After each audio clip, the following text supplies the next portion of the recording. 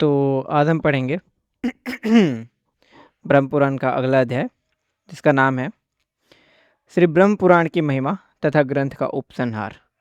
और ये ब्रह्म पुराण का अंतिम अध्याय होगा और ये ब्रह्म पुराण समाप्त हो जाएगा। फिर हम देखते हैं क्या पढ़ेंगे। चलिए शुरू करते हैं। लोमहर्षण जी कहते हैं, द्विजवरों, इस प्रकार पूर्व काल में महर्षि व्यास ने सारभूत निर्दोष वचनों द्वारा मधुर वाणी में मुनियों को यह पुराण सुनाया था। इसमें अनेक शास्त्रों के शुद्ध एवं निर्मल सिद्धांतों का समावेश है। यह सहज शुद्ध है और अच्छे शब्दों के प्रयोग से सुशोभित होता है। इसमें यथास्थान पूर्व पक्ष और सिद्धांत का प्रतिपादन किया गया है। इस पुराण को न्यायानुकूल रीति से सुनाकर परम बुद्धिमान वेद व्यास जी मौन हो गए। वे श्रेष्ठ मुनि भी संपूर्ण मनोवांछित फलों को देने वाले तथा वेदों के तुल्य माननीय इस आदि ब्रह्म पुराण को सुनकर बहुत प्रसन्न और विस्मित हुए। उन्होंने मुनिवर श्री कृष्ण द्वैपायन व्यास की बारंबार प्रशंसा की। मुनि बोले, मुनिश्रेष्ठ, आपने हमें वेदों के तुल्य प्रामाणिक तथा संपूर्ण अभिष्ट फलों को देने वाला सर्व पापहारी श्रेष्ठ पुराण सुनाया है। यह कितने हर्ष की बात है। हमने भी इस विचित्र पदों वाले पुराण का अक्षर अक्षर सुना है। प्रभु, तीनों लोकों में ऐसी कोई वस्तु नहीं है जो आपको विदित न हो। महाभाग, आप देवताओं में बृहस्पति की भांति सर्वज्ञ है, महाप्राज्ञ और ब्रह्मनिष्ठ है। महामते, हम आपको नमस्कार करते हैं। आपने महाभारत में संपूर्ण वेदों के अर्थ प्रकट किए हैं। महामुने, आपके संपूर्ण गुणों का वर्णन करने में कौन समर्थ है। जिन्होंने 6 अंगों सहित चारों वेदों तथा संपूर्ण व्याकरणों को पढ़कर महाभारत शास्त्र की रचना की, उन ज्ञानात्मा भगवान वेद व्यास को नमस्कार है। प्रफुल्ल कमल दल के समान बड़े बड़े नेत्रों तथा विशाल बुद्धि वाले व्यास जी, आपको नमस्कार है। आपने महाभारत रूपी तेल से भरे हुए ज्ञान रूपी दीपक को जलाया है। यो कहकर उन महर्षियों ने व्यास जी का पूजन किया। फिर व्यास जी ने भी उन सबका सम्मान किया। तत्पश्चात वे कृतार्थ होकर जैसे आए थे उसी प्रकार अपने आश्रम को लौट आए। मुनिवरों, आपने हमसे जिस प्रकार प्रश्न किया था उसके अनुसार हमने भी सब पापों का नाश करने वाला परम पुण्यमय इस सनातन पुराण का वर्णन किया। श्री व्यास जी की कृपा से ही मैंने यह सब कुछ आप लोगों को सुनाया है। गृहस्थ, सन्यासी और ब्रह्मचारी सबको इस पुराण का श्रवण करना चाहिए। यह मनुष्यों को धन और सुख देने वाला है, परम पवित्र एवं पापों को दूर करने वाला है। परम कल्याण की अभिलाषा रखने वाले ब्रह्मपरायण ब्राह्मण आदि को संयम और प्रयत्न पूर्वक यह पुराण सुनना चाहिए। इसको सुनने से ब्राह्मण विद्या, क्षत्रिय, संग्राम में विजय, वैश्य अक्षय धन और शुद्र सुख पाता है। पुरुष पवित्र होकर जिस जिस काम्य वस्तु का चिंतन करते हुए इस पुराण का श्रवण करता है, उसको निश्चय ही प्राप्त कर लेता है। यह ब्रह्म पुराण भगवान विष्णु से संबंध रखने वाला है। इससे सब पापों का नाश हो जाता है। यह सब शास्त्रों से विशिष्ट और समस्त पुरुषार्थों का साधक है। यह जो मैंने आप लोगों को वेद तुल्य पुराण का श्रवण कराया है, इसको सुनने से सब प्रकार के दोषों से प्राप्त होने वाले पाप राशि का नाश हो जाता है। प्रयाग, पुष्कर, कुरुक्षेत्र तथा आबू में उपवास करने से जो फल मिलता है वह इसके श्रवण मात्र से मिल जाता है। 1 वर्ष तक अग्नि में हवन करने से पुरुष को जो महापुण्यमय फल प्राप्त होता है वह इसे एक बार सुनने से ही मिल जाता है।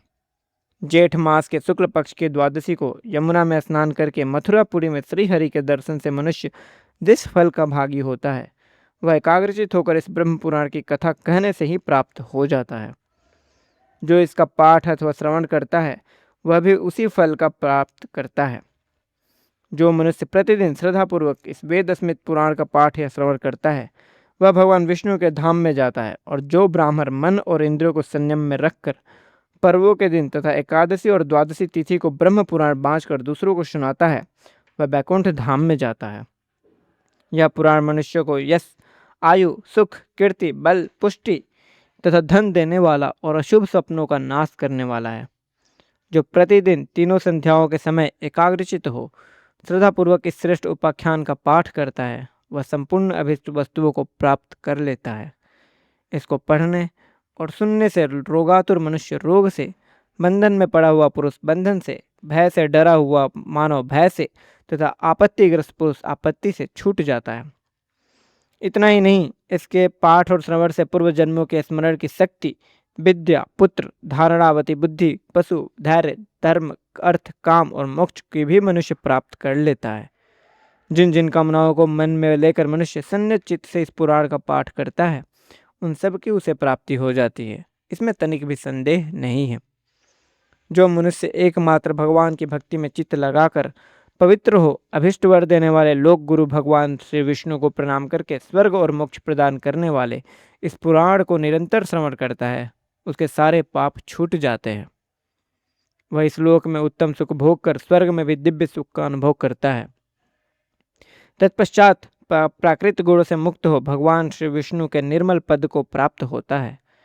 इसलिए एकमात्र मुक्ति मार्ग की इच्छा रखने वाले स्वर धर्म परायण श्रेष्ठ ब्राह्मणों को, मन और इंद्रियों को बस में रखने वाले कल्याणकामी उत्तम क्षत्रियों को, विशुद्ध कुल में उत्पन्न वैश्यों को तथा धर्मनिष्ठा शूद्रों को भी प्रतिदिन इस पुराण का श्रवण करना चाहिए।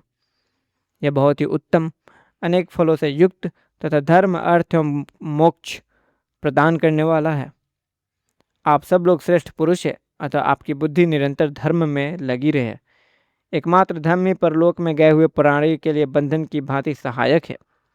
धन और स्त्री आदि भोगों को चतुर से चतुर मनुष्य भी क्यों न सेवन करे, उन पर न तो कभी भरोसा किया जा सकता है और न वे सदा स्थिर ही रहते हैं। मनुष्य धर्म से ही राज्य प्राप्त करता है, धर्म से ही वह स्वर्ग में जाता है तथा धर्म से ही मानव आयु, कीर्ति, तपस्या एवं धर्म का उपार्जन करता है और धर्म से उसे मोक्ष की प्राप्ति होती है। इस लोक में तथा परलोक में भी धर्म ही मनुष्य के लिए माता, पिता और सखा है। इस लोक में वह धर्म ही रक्षक है और वही मोक्ष की भी प्राप्त कराने वाला है।